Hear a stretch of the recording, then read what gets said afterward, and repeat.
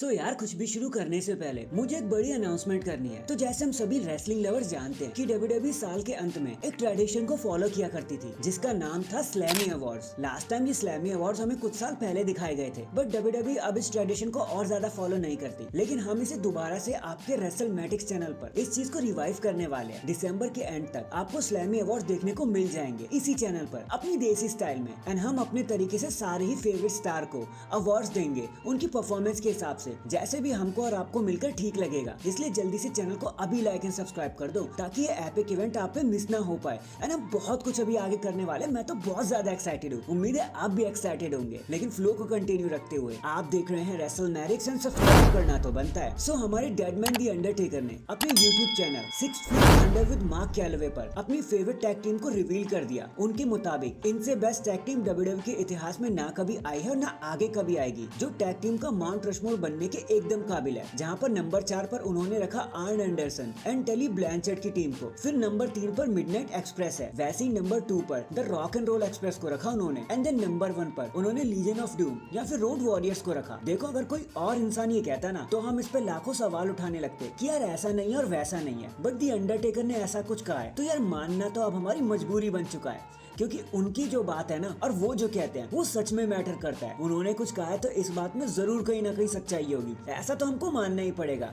#still his yard। इसके बाद अब क्योंकि CM Punk WWE के सीन पर आ चुके हैं जिनका आना ऑलमोस्ट नामुमकिन ही था कभी, तो अगर ये पॉसिबल हो सकता है तो AJ Lee क्यों नहीं। देखो ऐसा मैं नहीं कह रहा हूँ, ऐसा बहुत से एक्सपर्ट्स एंड WWE फैंस कह रहे हैं कि AJ Lee को अब वापस आ ही जाना चाहिए। एक एपिक रिटर्न तो उनका भी बनता है, बहुत से अनफिनिश्ड बिजनेस तो उनके भी बाकी है। अब खुद CM Punk ने मंडे नाइट रॉ पर उनको मेंशन कर दिया था जब पहली बार वो मंडे नाइट रॉ पर आए थे, तो एक लहर AJ Lee की भी उठ गई। वैसे AJ Lee अभी 36 साल की हैं एंड आई गेस अभी काफी रेसलिंग बची होगी उनके अंदर, एंड अगर WWE CM Punk से बात कर सकती है तो AJ Lee से भी कर ही सकती है, क्योंकि AJ Lee हमारी और कोई नहीं बल्कि CM Punk की रियल लाइफ वाइफ है। तो होप चीजें उनके लिए भी मजेदार हो जाए, क्योंकि हमें तो एक बार फिर से AJ Lee को देखना है यार, और मैं जानता हूँ आप सब भी देखना चाहते हो। बस उम्मीद है WWE उनसे भी बात कर ले। नेक्स्ट दी आर्टिस्ट नोन है शिंसुके नाकामुरा, अब रुकने का नाम ही नहीं ले रहे। देखो अभी ट्विटर पे उन्होंने एक बार फिर से धमकी दे दी कोडी रोड्स को कि भाई तेरी कहानी एंड होगी तो मेरे साथ ही होगी, नहीं तो होगी ही नहीं। अब मुझे तो सीरियसली समझ नहीं आ रहा कि इस फ्यूड का पॉइंट ही क्या है। इन दी एंड तो कोडी रोड्स को ही जीतना है ना।